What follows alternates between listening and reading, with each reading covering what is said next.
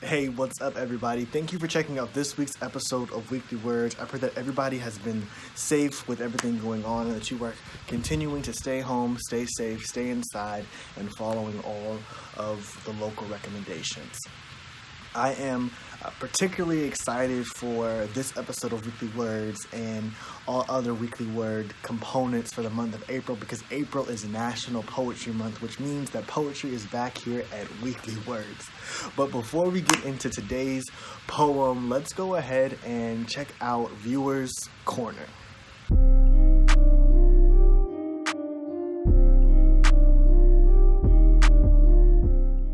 Hello, my phrase for the year is make the rest of your life the best of your life. Someone had given me this on a motivational card earlier this year, and it really stuck with me because it made me realize that every day starts a brand new day. So when I heard the phrase make the rest of your life the best of your life, it just meant I don't have to worry about what happened in the past.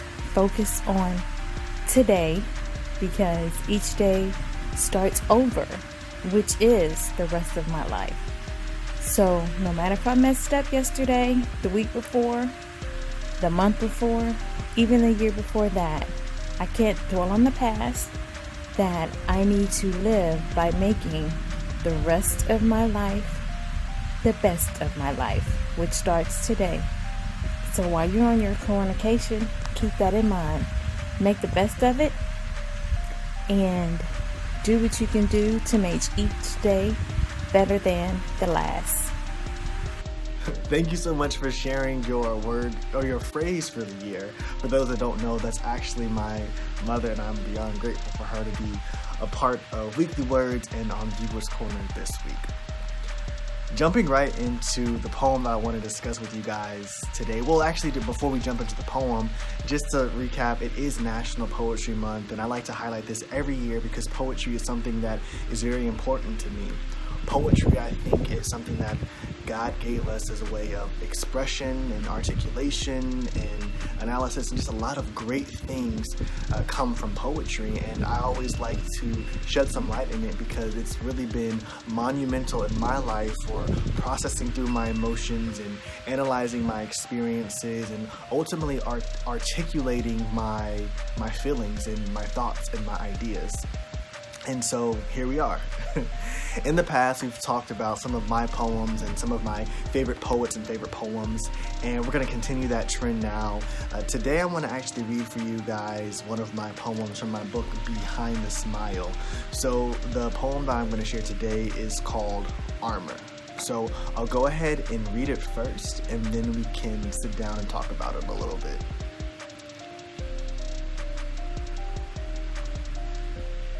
Armor. I wonder if people can see through the clothes I wear, if they know what is hidden underneath. I wonder if they are aware that these clothes are armor, protecting my fragile flesh. Armor that hides away my insecurities. Armor shielding me from the daily bullets of rejection, shot from the guns of life. Armor that falsely portrays an image of confidence.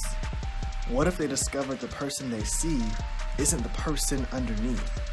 Would they prefer my clothes, or would they prefer me?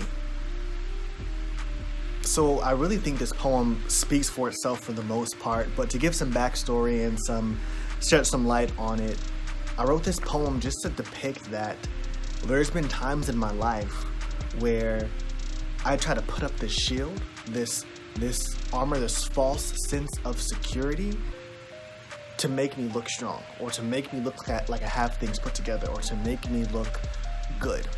Sometimes this is very subconscious and an unintentional decision. Sometimes it's very intentional and I'm aware of what's going on. But I think that I was doing this to not necessarily, because I didn't want to necessarily engage with people on what I was feeling. And through this poem, I was able to kind of analyze that. And I think this is something that's not unique to me. I think this is something that a lot of people can actually relate to and have done before. In this poem, I was talking about how my clothes were my armor. And that is very literal and also figurative, because there would be times when I would dress, put myself make sure I was well put together so that people would focus on my clothes or my image or my appearance as opposed to my actual mental state or emotional state, right? But I think our armor can be more than just our clothes. Our armor can be our words. Our armor could be social media and our post. Our armor can be our talents or our successes and accomplishments or our job. Things that we try to put at the forefront of our lives and at our conversations with people to avoid getting to the deeper issue of how we feel. And so today, as I share this poem with you all, I encourage you to think about your life and think if there is some kind of armor that you put on, whether you put it on subconsciously and unintentionally, or if it's a very conscious and intentional decision to try to mask how you're feeling.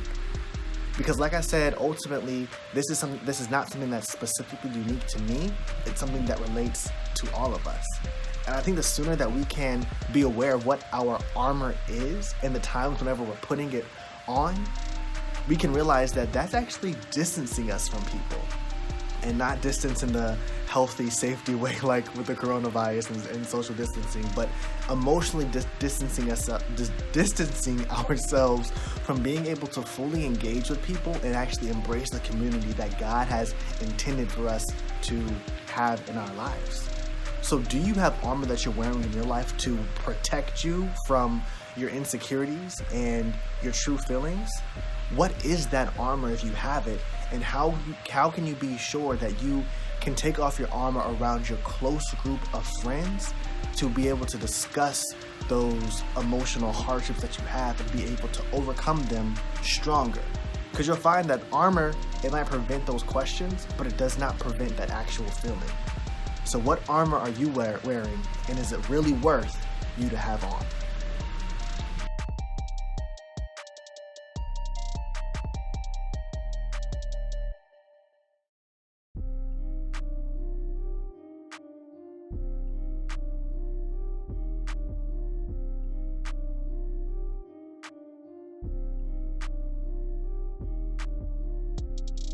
Thank you for checking out this week's episode of Weekly Words. I pray that you thoroughly enjoyed it and got something positive from it. If you have any questions or suggestions or things for me to speak on in the future, feel free to email me at weeklywordsrt@gmail.com. Also, if you're looking to be a part of Viewers Corner, feel free to email me at weeklywordsrt@gmail.com.